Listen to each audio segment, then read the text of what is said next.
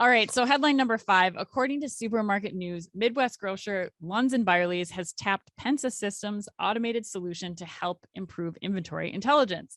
Under a partnership announced Tuesday, Austin-based Pensa said that it plans to deploy its automated retail shelf intelligence solution at all 28 Lunds and Byerlys supermarkets in our hometown, the Twin Cities market. Yeah. To collect the shelf data, Lunds and Byerlys associates will scan shelves and product categories using Pensa's app on Zebra scanning devices. Pensa said its AI technology then captures and automatically analyzes video streams of the hundreds of products. I mean, they just go up and down and scan super fast. All of those product images to identify out of stocks, maximize item availability, and improve demand forecasting and omnichannel delivery. Chris. Yes. Thoughts? I love that this story popped this week. Because it's a continuation off the conversation you guys had last week on Wakefern and its robotics implementation. Yeah. And I think it's important to talk about the connections here with those stories. And that story got a lot of heat. Like and I'm going to talk about that a little bit because I had somebody email me who's quite honestly probably one of the foremost experts on robotic implementations in grocery. And I'm going to tell you what he had to say about that. But anyway, like I said, I think it's cool. One, Pensa was initially, for the most part in the industry of the pundits that, where the space that we occupy, it was the drone company. But it sounds like now they're using computer vision by way of Zebra devices to scan aisles at, routine times during the day, which is a cool twist on their model. But I kind of wish it was more inclusive of drones too, to a degree for certain use cases, which I'll get into. And you got to leave me some leeway here because I got a lot to talk about on this one. But that leads me to my next point, which is 2, I don't like this concept as much as the robot concept you guys discussed last week.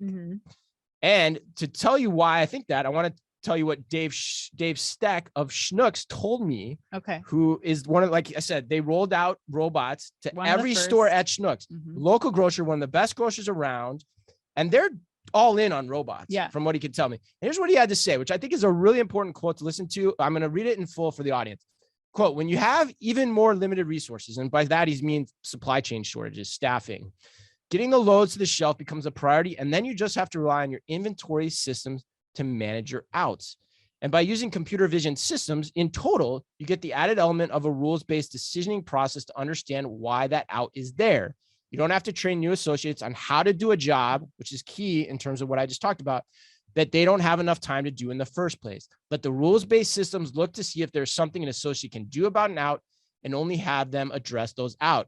If it's out at the warehouse or already on its way from the fulfillment process, there's no reason to send a teammate there, end quote, which I think is really a brilliant piece of insight. So brilliant. And I had the chance to talk about this with Dave for 30 minutes this week, even more so. And I'm more all in on what he's saying. And the other point I bring up is he was very decidedly with Chad, for those that listened last week, against Haymont's argument that it's more about the supply chain upstream. He's saying, no, there's so much you can solve in aisle with availability. And he talked about it in that quote.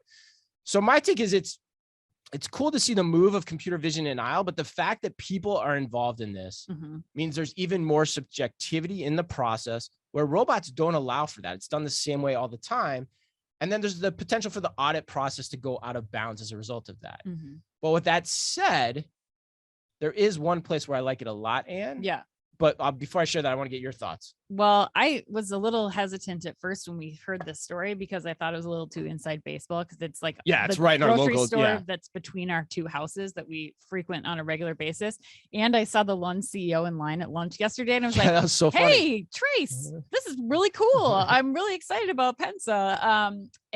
But I do think that what's important about this, like you said, it signals a lot of the changes that need to be made in grocers that are these regional grocers, these smaller grocers, in order to maintain profits when they're going to see increased pressures, both from demands of consumers, but also the competition from Amazon and others who are getting into the space and starting to take share. Yeah. I also think that it's going to mean a lot of positive changes for us as consumers. And that's what is exciting to me, things being in stock, more fluid processes when we're ordering products online and we're going to do pickup, fewer changes last minute, and just the speed at which we should be able to get groceries from our local providers that we weren't able to before. But you have another use case that you want to bring up that you love about this. Well, I think what I'd say in closing would be like, for grocers, given the points that Dave raised and the points that I believe in too, from having been an operator, I think robots or even drones that are, standardly going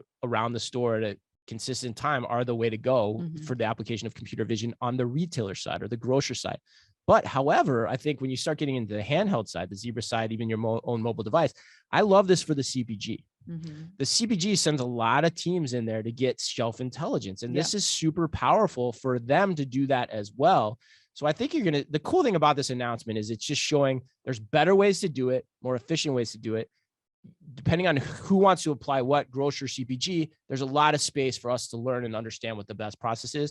That's my take right now. Mhm. Could change as we learn more, but that's where my head is right now. And I think both from the operator side and the customer side, this is one of the greatest opportunities for increasing your ROI as a grocer, both from the CPGs and what you're able to negotiate with them based on, what knowledge you have of how those programs are activating, but then also the speed that you can produce a better customer experience and driving more customers to your stores. Yeah.